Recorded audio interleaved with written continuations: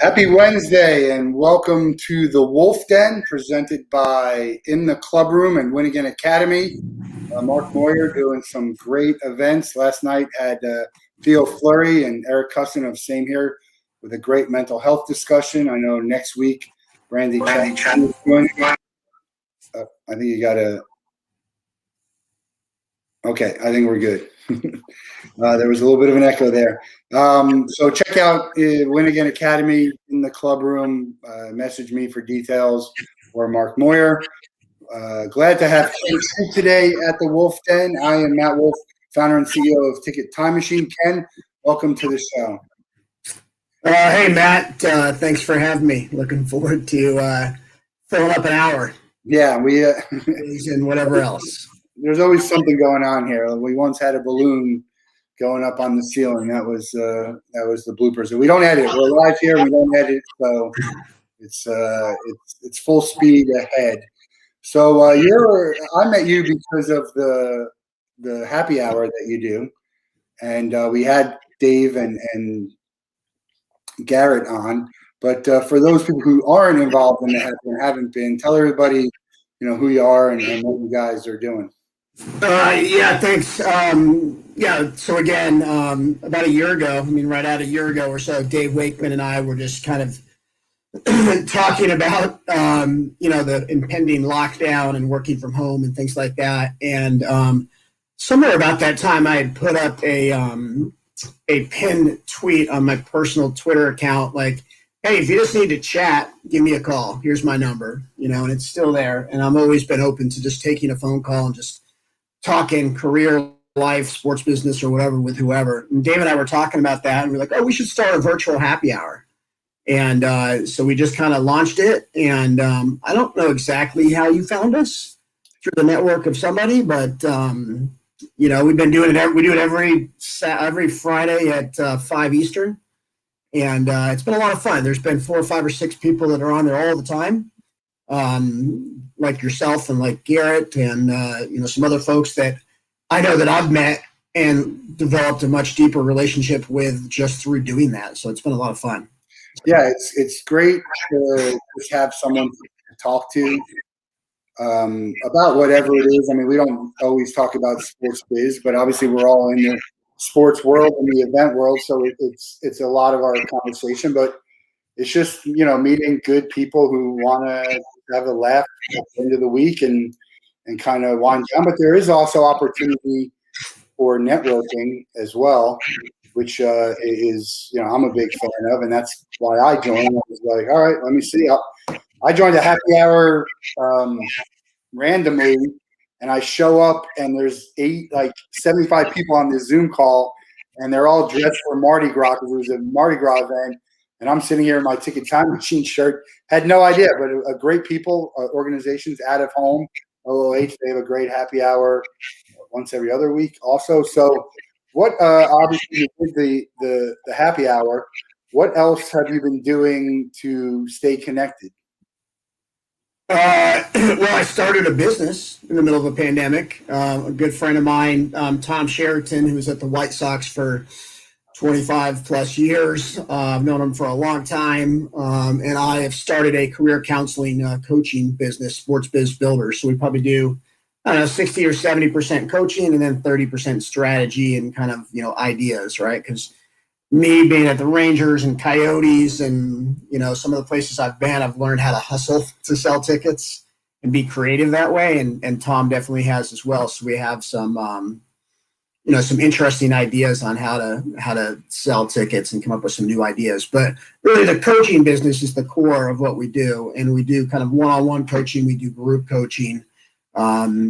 Right now we're doing a lot of career tune-up coaching, right? So all the folks that got left behind when they didn't get laid off or furloughed, helping them kind of understand, well, shit, I got to work on my career and kind of think about what's next if something does happen, if I want up on that list, And I think there's a lot of really great leaders in the industry, but in tickets for sure, really the core is like, I'm teaching you how to sell tickets, and there's not a lot of teaching you how to grow your career, right? There's a number of reasons for this, but that's kind of where we're filling a need of helping people understand this is where you want to be. This is how you grow your career. And Tom and I like to joke, or Tom jokes all the time, like, hey, we're just kind of like the de facto, VP of ticketing. Anything you want to ask us, just ask us, and we'll help you.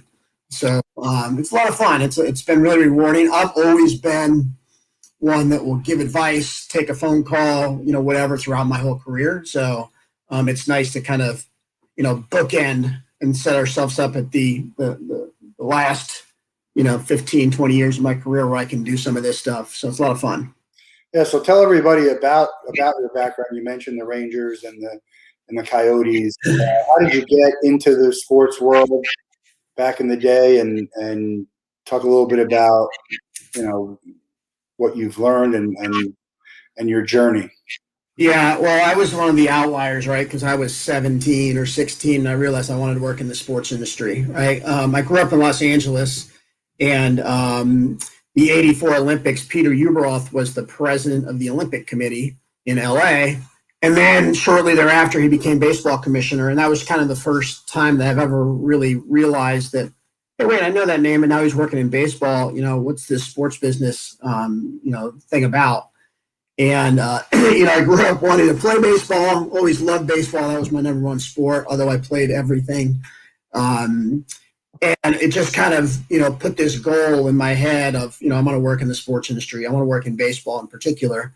And I played baseball in junior college for a couple of years, went to Texas A&M University because they were this would have been the spring of 1990. They were one of the only sports, there was probably 20 or 25 sports management programs. And I just kind of heard about it. My sister actually went there for engineering. She's the smart one in the family. And I applied and got in, and and then that kind of launched my career. And to get in, I had to do an internship, which a lot of programs do in undergrad. You have to do an internship. And I did an internship at Astrodome USA. And I remember, which was the group that ran the Astrodome in Houston. And I remember my advisor saying, don't do it. You won't get a job. Just go be an intern at a Y. At that point, sports management programs were really focused on recreational sports and things like that, especially the A&M program. And he was like, don't do it. You won't get a job. And I said, no, I'm going to get a job, And there was this announcer that was the play-by-play guy for the the Aggies forever, named Dave South. And he came and spoke to my class when I was 22 or 23. I was a couple of years tardy because I played baseball in junior college and didn't really get a lot of academia done those first 2 years.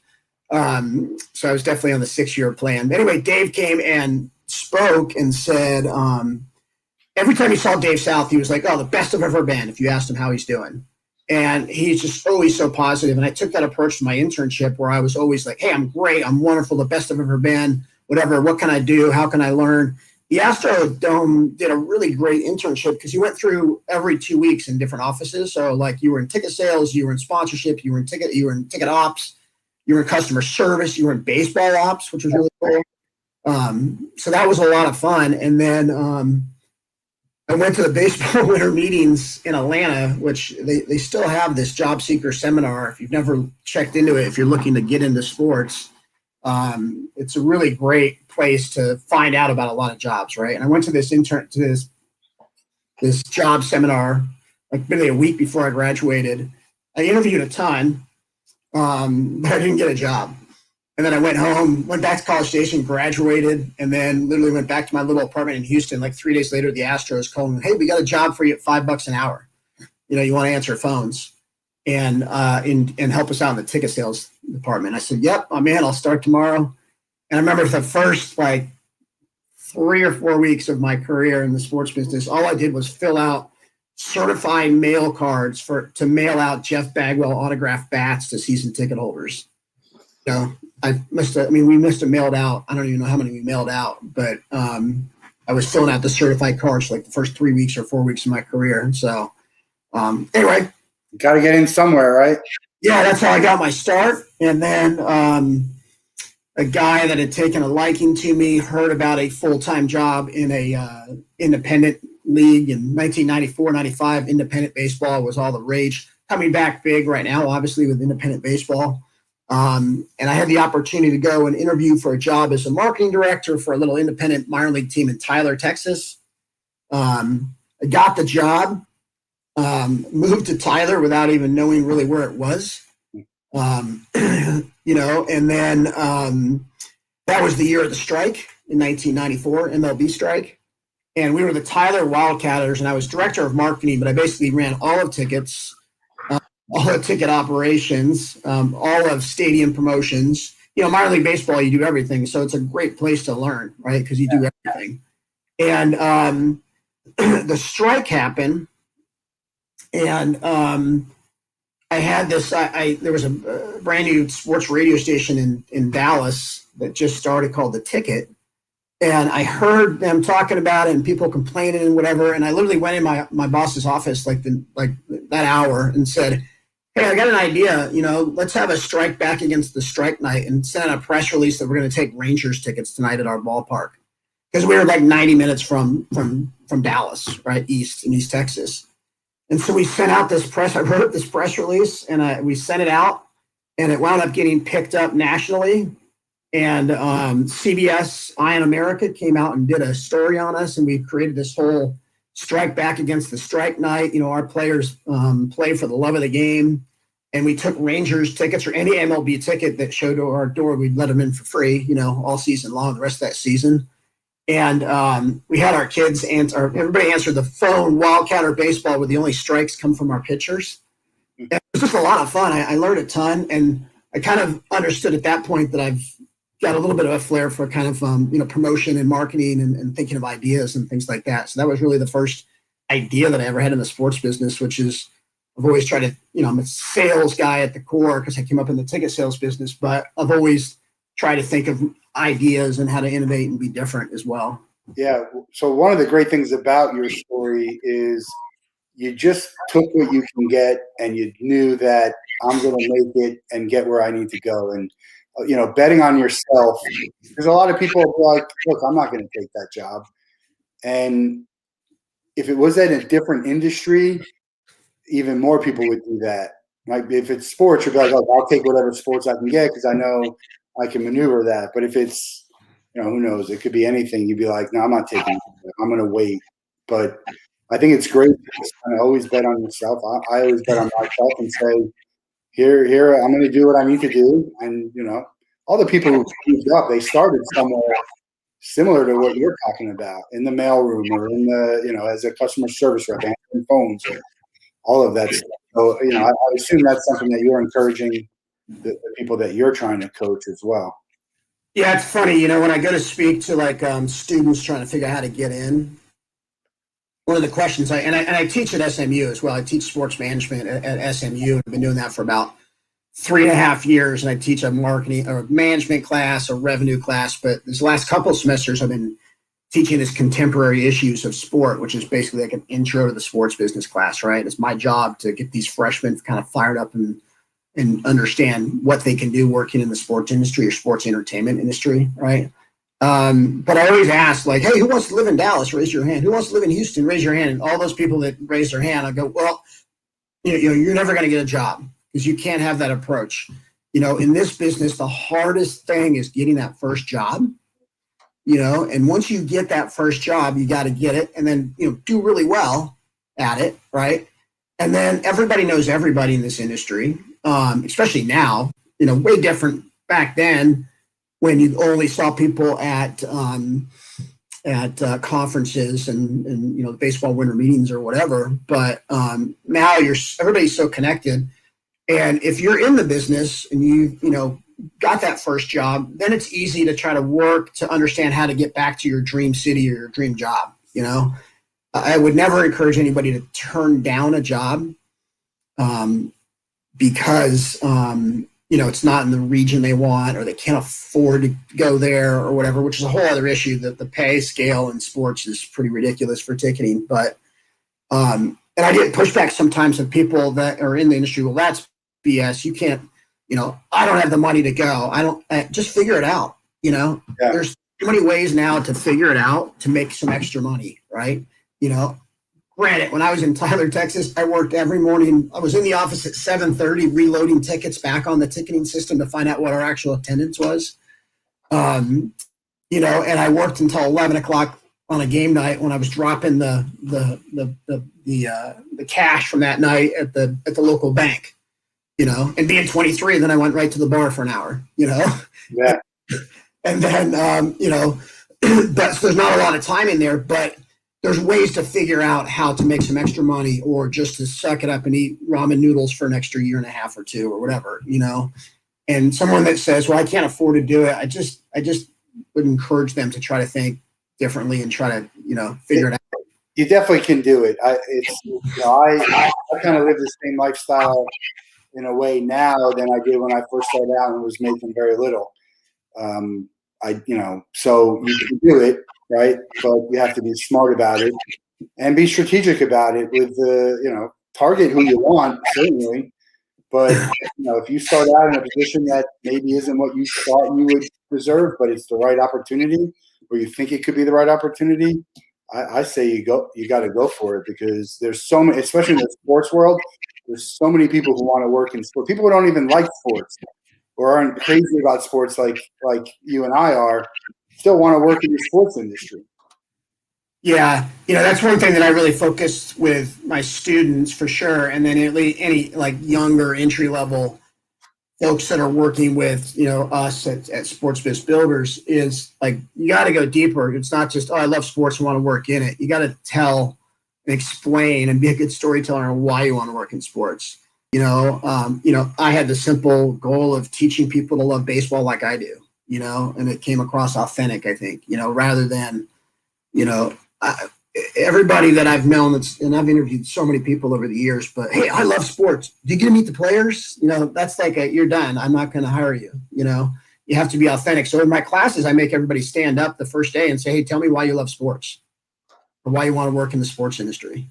And the ones that say, oh, I love sports, I just want to be around it. I'm like, yeah, you need to go deeper. You need to explain.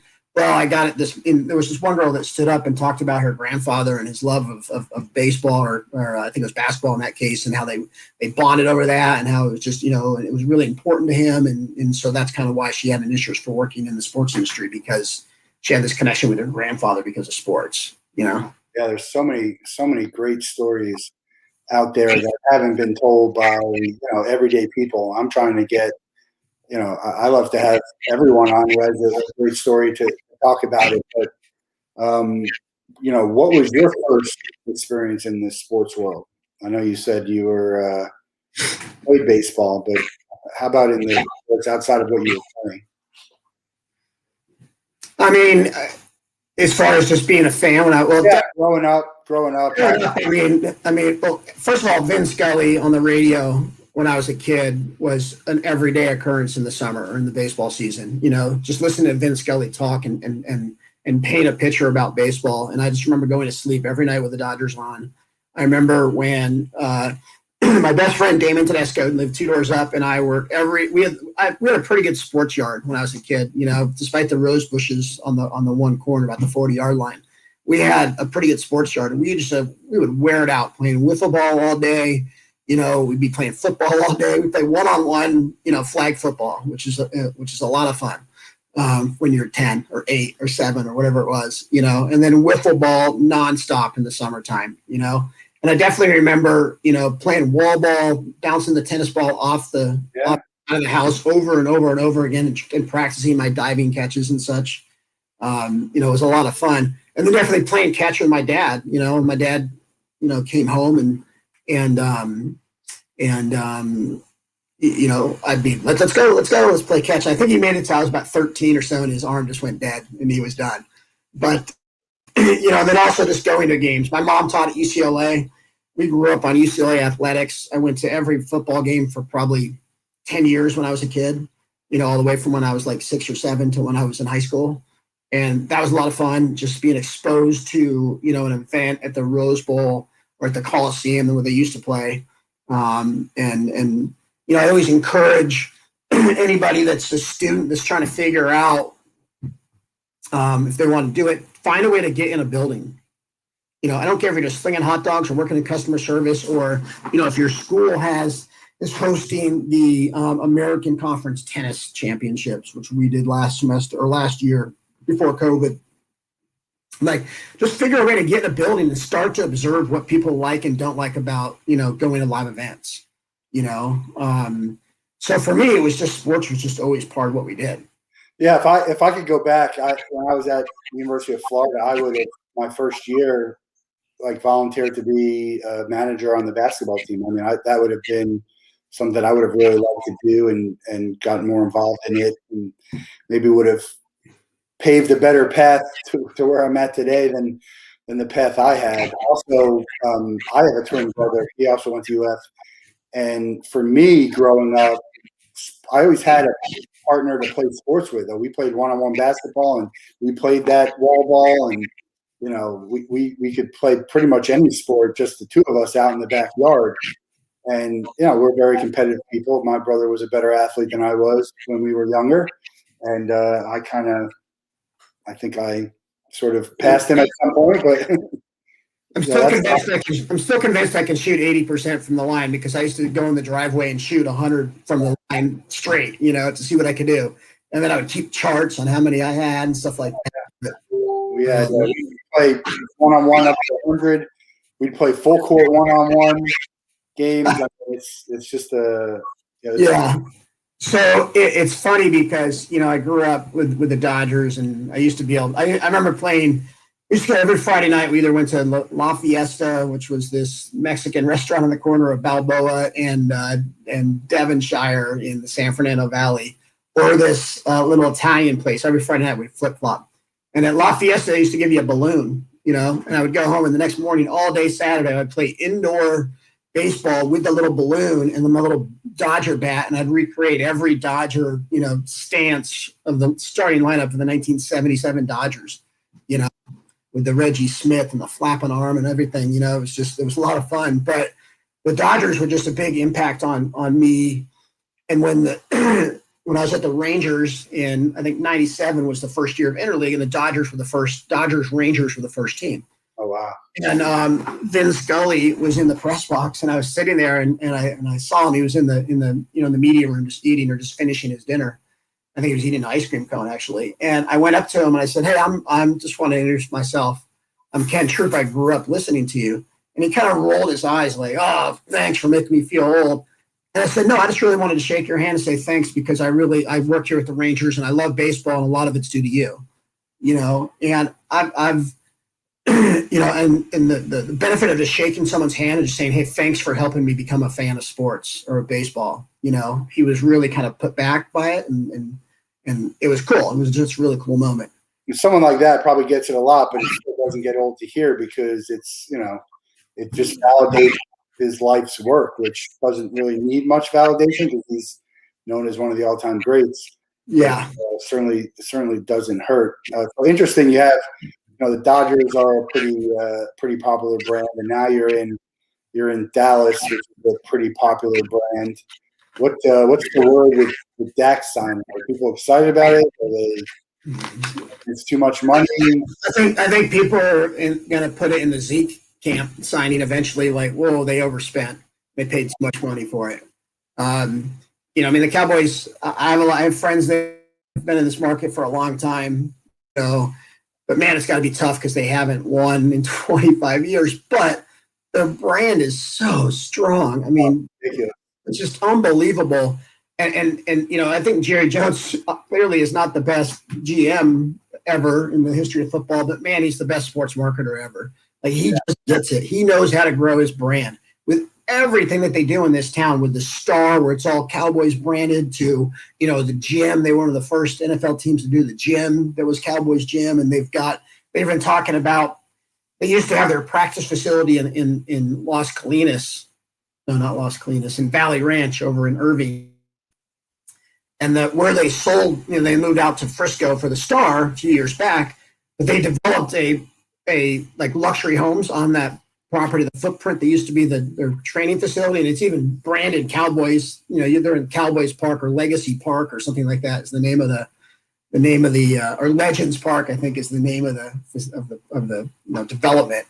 he gets it, back then in the old Texas Stadium when they were the first to kind of break away and have their own Pepsi deal, their own Nike deal, things like that. It's been really fun to watch the Cowboys from a marketing branding standpoint do such a good job.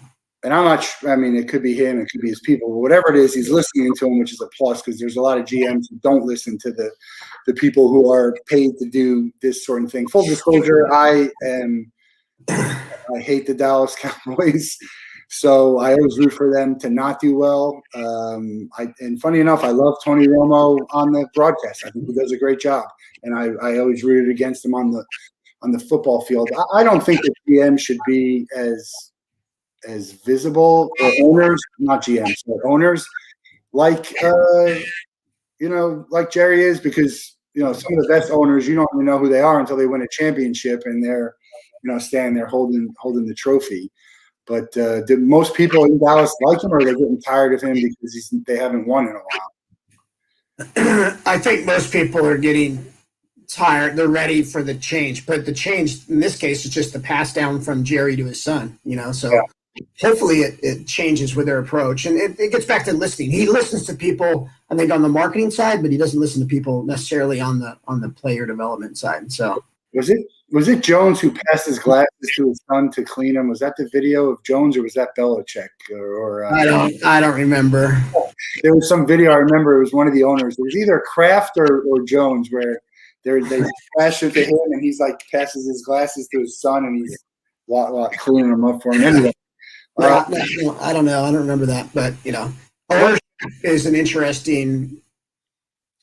It can really make you in a really stable situation or a very unstable situation. And I guess I'll just leave it at that. I mean, it's interesting because the best owners do a great job by just coming in and hiring really smart people and let them go to work. And then there's others that don't, and if you're looking for an opportunity or looking to take that next step in a job, you better really understand kind of what the ownership looks like. Yeah.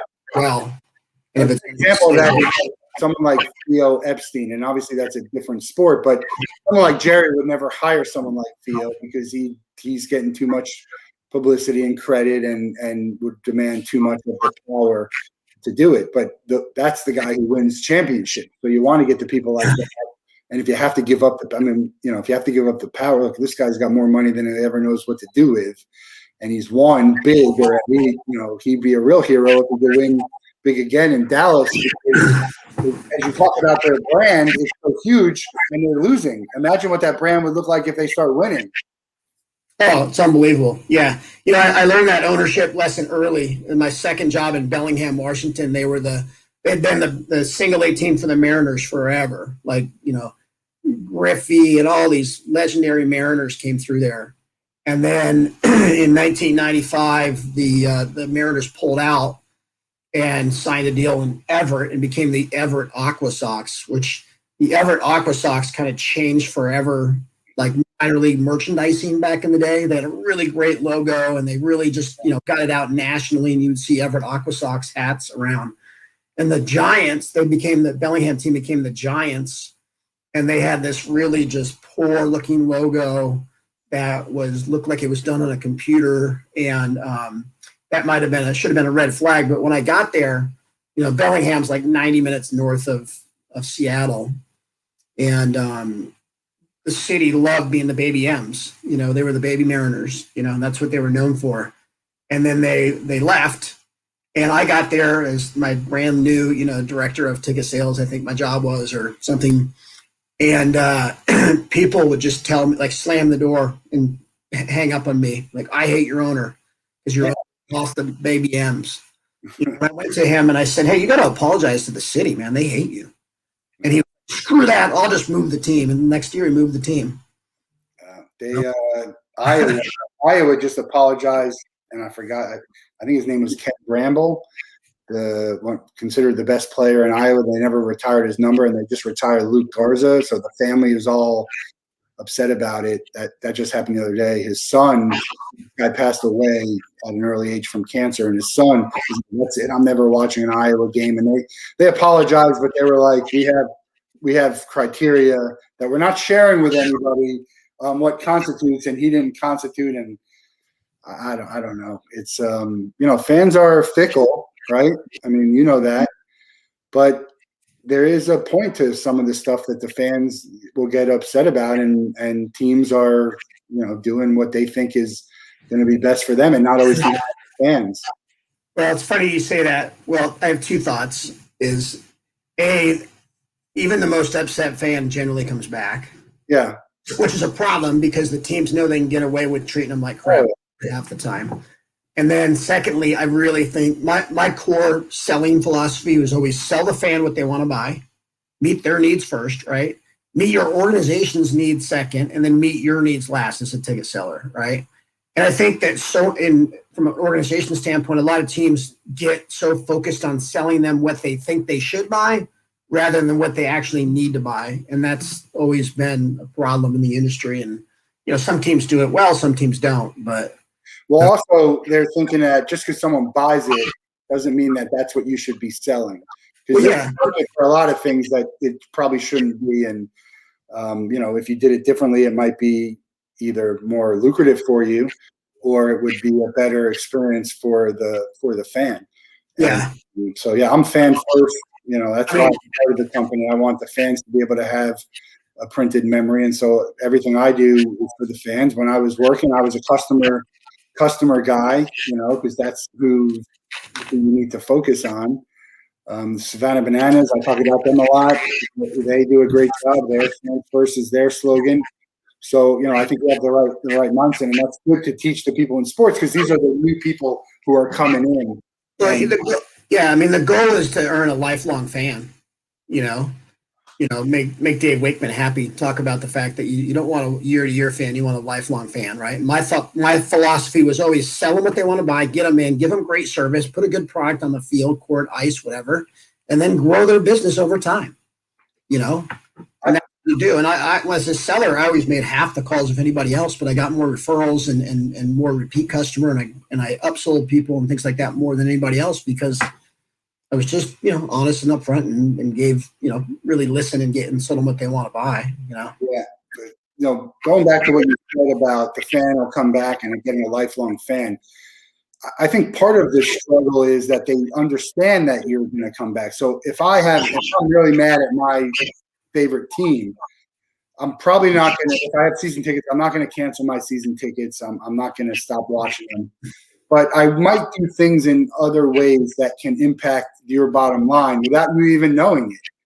And, I talk about immeasurable data all the time. I mentioned that to a few people, but also when I spoke at Intix, like we have to go beyond the numbers because you might not know that you're hurting your business, because you don't really know what the fan wants and what the fan's thinking about right now. And you think, well, the fan will get over it, right? This is where it's going. They'll get over it. And so that's not always the case. They might not have an option, but they have options on how much to spend with you, how much time to invest. And so that's something that people got to think about.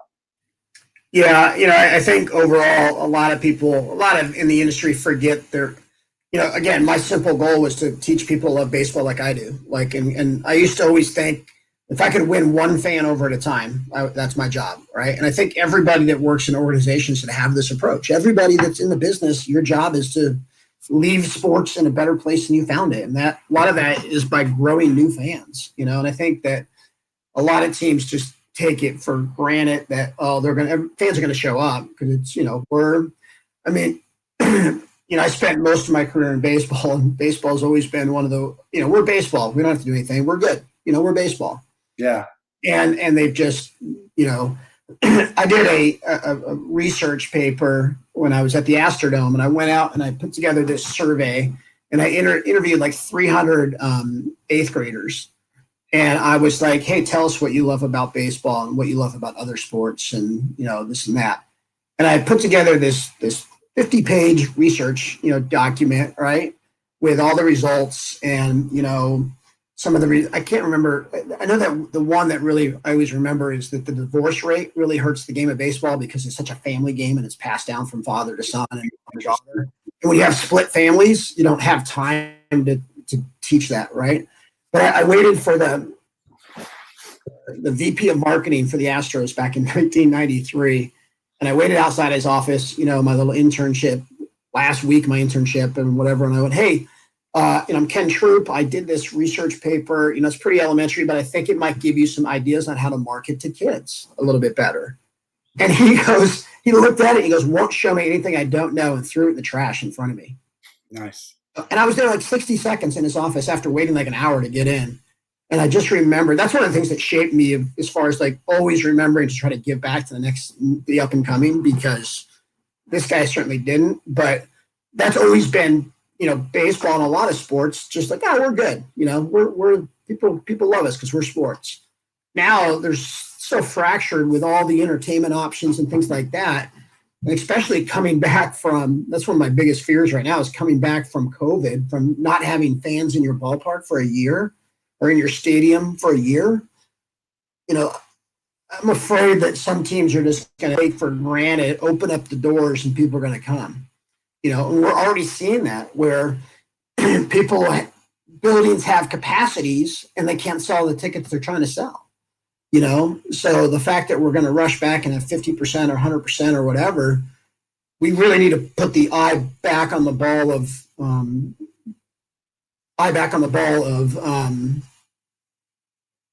growing fans and winning fans back.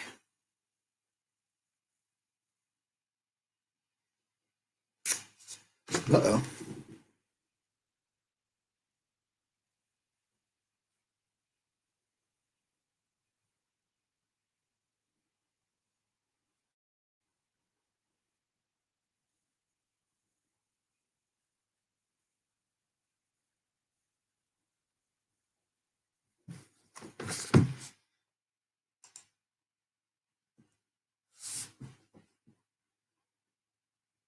All right. So it says we're live, but I don't see Matt, so I'm not sure if he dropped off or not. So hopefully he's going to be coming back. I just sent him a text. So hey, welcome to the. He says internet issues, coming right back. So welcome to the Wolff Den. I'm Ken Troupe. I'm your guest. Now I'm going to play your host for the next couple minutes, I guess, as Matt gets back on. But Matt had just asked me, we were just having a conversation about, fans and being grateful to fans and not, and it's just, I've always had this theory that we've all forgotten in this industry a little bit on how to win fans. I used to, every game I've ever worked, I make a point of going to the upper level and I'll just walk up to somebody and shake their hand and say, I'm Ken, with the Phoenix Coyotes or the Arizona Coyotes. Just wanted to say thanks for coming out. You have any questions I can answer for you? And I just feel like it's my approach, my job to, try to be welcoming and win fans over.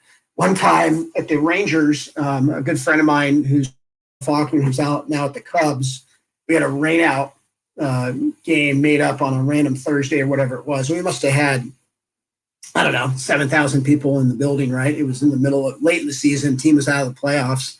And I don't know how many people were in the upper level, but Colin and I took the entire day and shook every hand in the upper level and thanked him for coming. And it was just, I remember after that day just being so like, man, this is great. This is why you work in sports, because you want to help people get back and help fall in love with the sport. So, I just think if you take that approach, that's a good thing to do. So, all right, let's see. Let's open it up for questions. All right, there's no questions. Wait, there's a comment section. Let's see. Hey, Brett. Let's see. Brett Merchler, do you have a question? There's a few people that are on here. All right. So let me just maybe jump in a little bit to kind of, I guess since Matt's having some internet issues and I'm not sure how to stop this, I guess I could leave the studio, but let's give Matt a few more minutes to try to get back in. Talk about kind of what we're doing with Sports Biz Builders. We really kind of have three areas of focus, right? One, kind of inside sales, new sales reps, onboarding process, right? There's tremendous amount of really talented people that are managing and running, inside sales or new associates or whatever we're calling it nowadays, ticket sales departments, and they're very focused on teaching them how to sell, which is what they should be. But like when I was in Phoenix, the Coyotes, I challenged our inside sales manager, Ian. I said, look, man, your job is to get everybody a job. I don't care if it's with the Coyotes or if it's with the Suns or the D-backs or, anybody else around the country. But I figured the more that we help people that start in the ticket sales business in these part-time roles, that are trying to get into the business, the more we help them find a full-time job, the more we're going to get better talent on the front side, right? And so Ian kind of took to it, kind of with like a dog with a bone, and he worked really hard that year to make sure that everybody that we hired, we helped them get a job, right? And I as the I guess we had the philosophy in our department that like we might lose some talent, right, because they're going to go somewhere else. But can you hear me? I can hear you now. All right. I'm just telling a story. I'm just freewheeling here. No, I appreciate that. I don't know what the heck happened, but that was. Oh, now he's gone again. Now he's back. Well, we'll go without the video. Nobody needs to see me, so I appreciate you killing some time here. Let's get back to baseball. Talk about baseball. Who is your favorite baseball player of all time? Do you have one? I always say that I think Tony Gwynn was the best player I saw from start to finish. I don't know why. I just always I read that book when I was in high school, The Art of Hitting 400 by Charlie Lyle, and they always featured Tony Gwynn, which is probably why he got on my radar so early, like in 84, 85, 86, when I was, a teenager. But man, Tony Gwynn could just play, right? Could just hit, which is great. But as far as maybe Ken Griffey Jr. obviously is super high on the list. Ripken for just doing what he did every day. It was amazing, But Tony Gwynn, I think, start to finish, greatest player I saw the entire career. All right, we're back. All right. I don't know. Not sure what happened there. Get some echo. Yeah. Getting this soft. So, how about your Mount Rushmore of baseball? Either your favorites or the four players that you think are the best. Obviously, I assume Tony Gwynn is on there, but who else? Like a current player, I really like Nelson Cruz. Very, very underrated player. But, man, I loved him because he just had a hose. Like, he could just throw from anywhere in right field when he was playing for the Rangers, and nobody ever knew him. And now he's at the Twins, I think, still for another year, and he's probably – he's just one of those guys that's really consistent. If he would have got his break a little earlier, I didn't think he made it to the majors until he's like 26 or 27. He would have been 600 home runs, but Nelson Cruz for sure. Francisco Lindor, I really love. I just love his personality, and I love that MLB's been doing, during the spring anyway, last year and during the All-Star game and stuff like that, these interviews, which is just great. Like Francisco Lindor is a player that he should be the face of baseball. And baseball needs to do a better job in marketing their players. And they've, for a number of reasons, they've never really been great at that. But if you think about the average the average NBA player and their social media presence and how people know them, and a guy like Francisco Lindor should be great because his personality is spectacular, and you just don't know who he is. Maybe he's in New York, but the NBA and baseball have the advantage of, for the most part, you can see the person's face, so that people are very recognizable. But yeah, some of the players are not as marketable or personable or social as they maybe could be to expand. But I think that because a lot of times they don't understand their impact that they could have, right? I think that minor league or teams, especially now, the whole new shuffle of minor league baseball, right, where a lot of these teams are owned by, some of these teams, obviously more than before, are owned by the clubs. like I'd be sending my major league marketing team down to the minor league teams and working with the players and teaching them like, hey, if you're going to make it, this is how you can grow your brand, your personal brand, and how you can use it. It's the same approach I take with someone who's in the front office of a team. Like your own personal brand can be a great extension of what we're trying to do from a marketing department side, So if everybody understood how to pull on the same rope, and how they can use their personal brand from a player or from a front office executive to help build, and achieve business objectives, that'd be great. Yeah. Do you have a favorite baseball memorabilia? I'm never a huge memorabilia guy. I've always just opted to go for the handshake. Here's a funny story for you. When I was at the Astros, they had the Winter Carnival or whatever, and Willie Mays was, there signing autographs. And then I went back to the little VIP room to get a sandwich, and I sat down next to Willie Mays, and I'm like, man, hey, can I get your autograph? And he goes, no, thanks, kid, I'm done. Yeah. I've been signing out front, and I've only asked for like 3 autographs in my entire life. That's not why I'm in it. I'm in it to like shake a hand and have a memory. Like a shirt, something.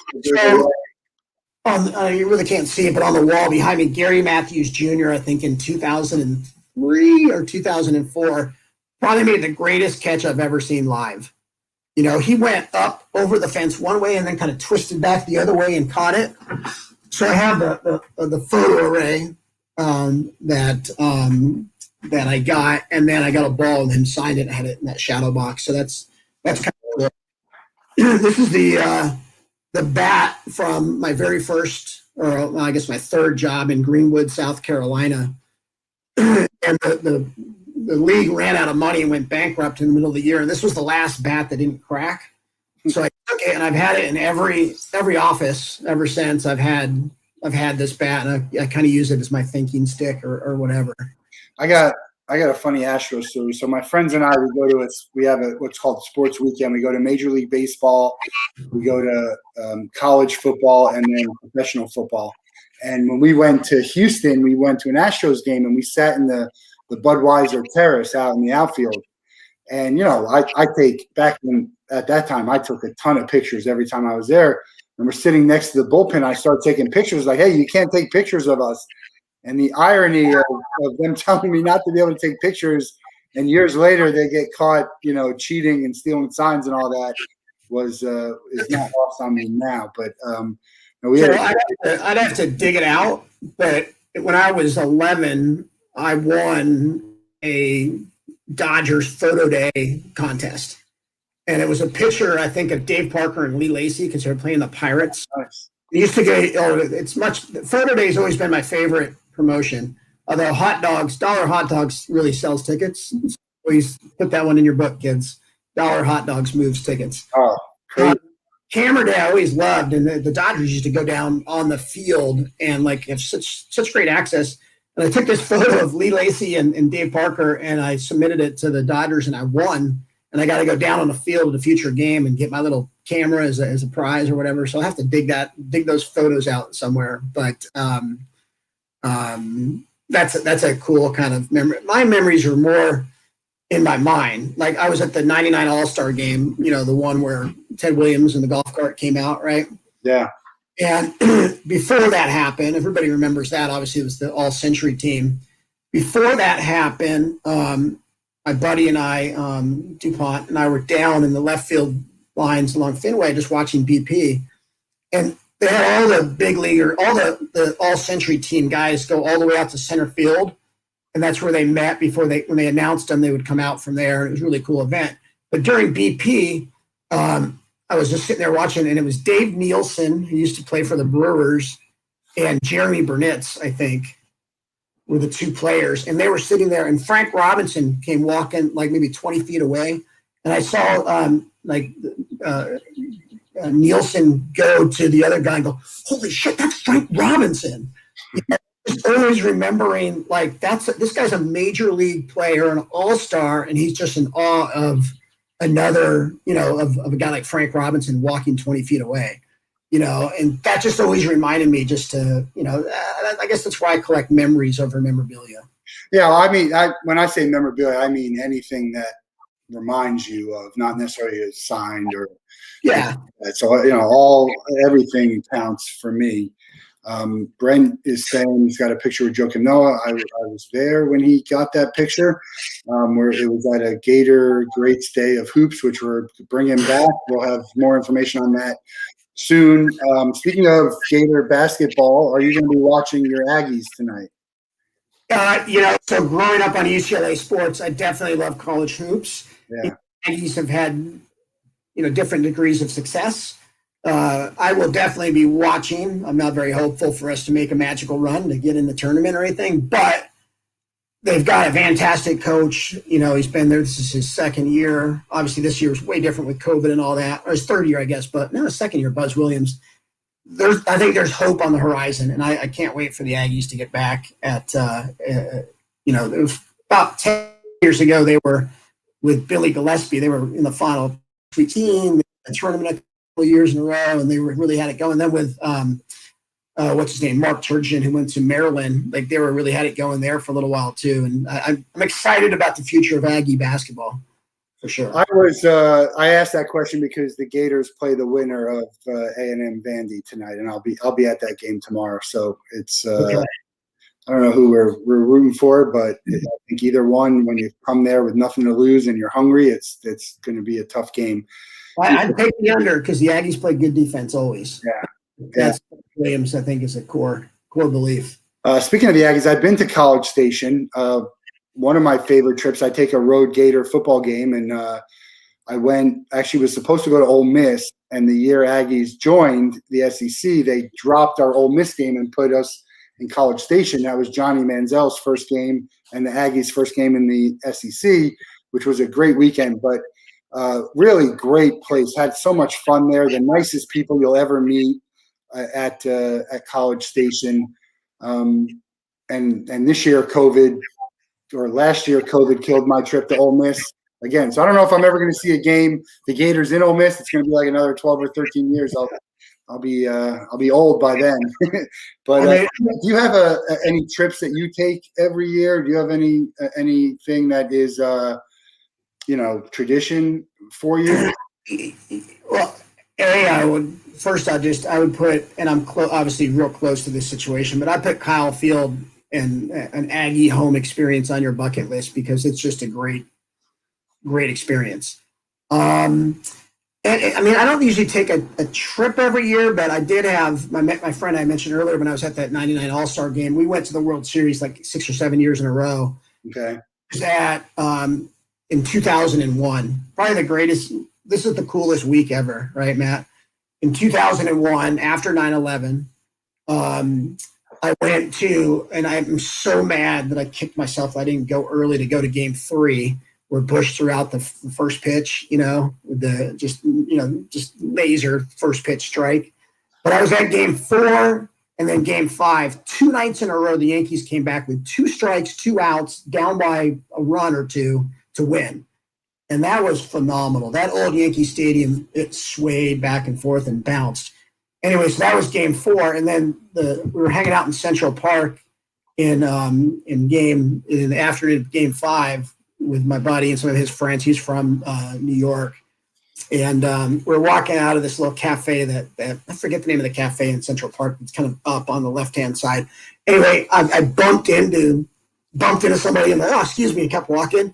And my buddy goes, "That's Bono." So I bumped shoulders with Bono. Oh, wow. Went back to Game 5. Yankees win again. And that was probably been like a Thursday night. And then Sunday, I ran the marathon, the New York City Marathon, which awesome. It was delayed. It was 5 weeks after, 9/11 or whatever it was. And it was, my mom's from New York. I grew up going to New York a lot and just going over the bridge and not seeing the Twin Towers, which is super powerful. So I ran the marathon, actually high-fived Sarah Jessica Parker in Central Park. I was like, "That's Sarah Jessica." And it was just the coolest. I mean, the ultimate week, right? Seeing 2 great World Series games, bumping shoulders with Bono, and then running the marathon. It was awesome. Yeah, Sarah Jessica Parker. We saw her on Broadway. Once Upon a Mattress was a great show in Broadway. But no, that sounds like a really great trip. And we're coming up on the 20-year anniversary for 9/11. So if anyone is needs ideas or help commemorating it for some of the events, reach out to us. We're happy to put something together for you. It's going to be probably a powerful moment, I think, certainly in New York sports, but in sports in general, it was a kind of unifying moment, I think, in a lot of ways. And unfortunately, a lot of times it has to take tragedies like that, similar to the pandemic here, to get people to sort of see eye to eye. What do you have a favorite baseball stadium that you've been at? I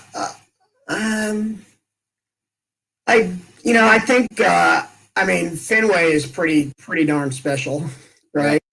I really love Safeco. Now they've changed the name up in Seattle. Yeah, it's nice there. The Giants in San Francisco is probably the best. Okay, we haven't been to the new one. So this was last year was supposed to be our 20th year. So I've between our sports weekends and the games I've been to about 26 or 7 stadiums. Yeah, the views are phenomenal, and I'm telling you what, you want to know an organization that's run well, that really gets it. Those guys, Russ Stanley and Jeff Tucker, whoever kind of see their ticket sales service and process, like they get it. They understand. They've been on the cutting edge of technology and dynamic pricing, and one thing that I really like is they're really good at like thinking about spaces that are underutilized and how they can make them, how they can flip them.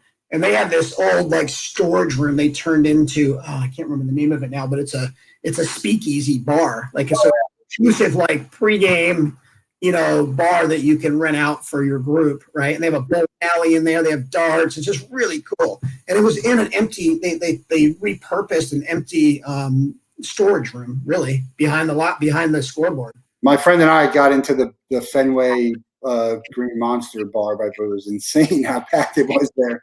But yeah, pretty cool. It's pretty cool to do that. Give me, we're running out of time here. Give me your top 3 or so baseball movies. Man, that's so many good ones. Field of Dreams is number 1 because I still have the ticket stub when I first saw it in my pocket right now. That's awesome. And it changed my life. I saw it in Hollywood in the summer of '89 and April of '89, and I just came out of that movie remembering like, shit, now it's time to really get serious and do something with my life.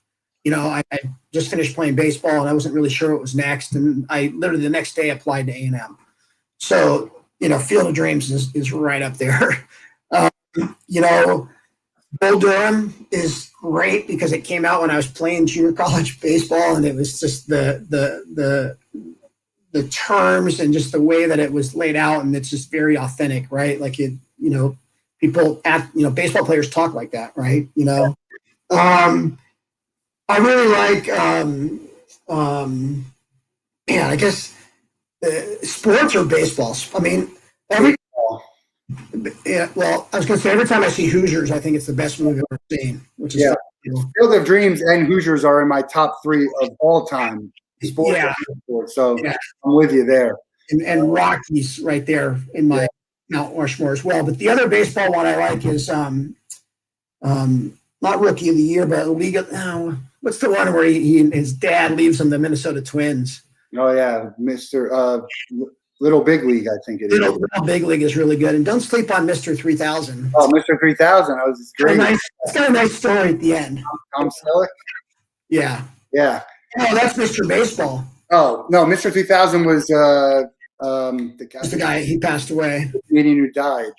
Yeah, he was the guy that he ended his career on 3,000 hits. Clementi's great.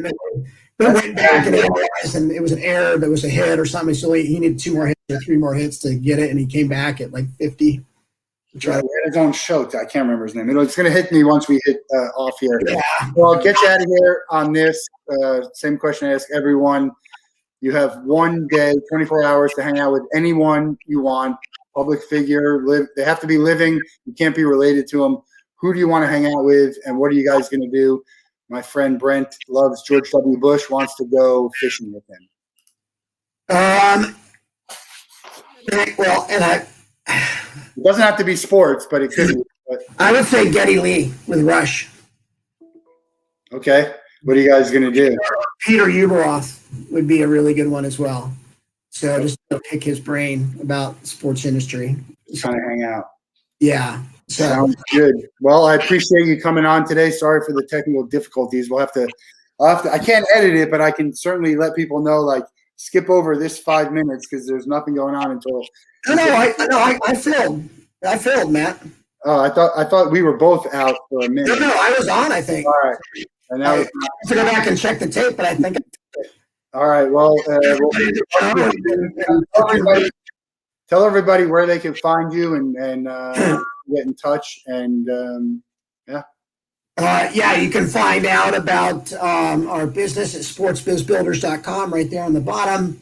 You can follow us on Twitter, and then on my personal Twitter, KT Sports Market. Definitely can check us out there. And go to that Twitter feed. My phone number's in there. You can call me anytime if you need advice or questions or whatever. Or definitely if you want to hire us to help tune up your staff and help them get more focused with their careers, we can help you out. Yeah, Friday happy hour. Every Friday, Matt Wolff and myself and Dave Wakeman host a happy hour on Zoom, 5:00. It's a lot of fun because we just send a Zoom link out to the universe, and sometimes we get Zoom bombed from time to time. So Sunday night you do a Twitter sports biz conversation. Yeah, actually Sunday night. That's a good reminder too. Thanks, Matt. Sunday night I've been hosting for 10 years a sports chat, a ticket sales focused sports chat called Social for Tick Sales. And every Sunday night at 7:00 Central, we just talk about tickets and marketing. And there's, sometimes there's 3 people on there, sometimes there's 15 people on there. But I will tell you, I go to conferences and people know me from Twitter. So don't sleep on the power of understanding how to network and use Twitter to build. Twitter, I think, is a great network. Have you heard of Twitter Spaces? I just heard of it yesterday and saw it's going to be kind of like the new Clubhouse for Twitter. They're trying to make it that. So that might be something for you to look into for your conversations. Yeah, I saw a blurb on that. I just haven't looked at it yet. Yeah, we'll see. All right, well, tune in next week. We got some great guests. Again, in the club room, Win Again Academy with Mark Moyer. Brandy Chastain will be a guest next week. Thanks, Ken. Enjoy the weekend. I don't know if I'll be there this Friday because I'm out of town, but I'll try and stop by the happy hour, and hope everyone has a safe and you'll be watching my Aggies whip up on your Gators, hopefully. You got to win tonight first. All right, guys. Until next time, thanks for watching the Wolff Den.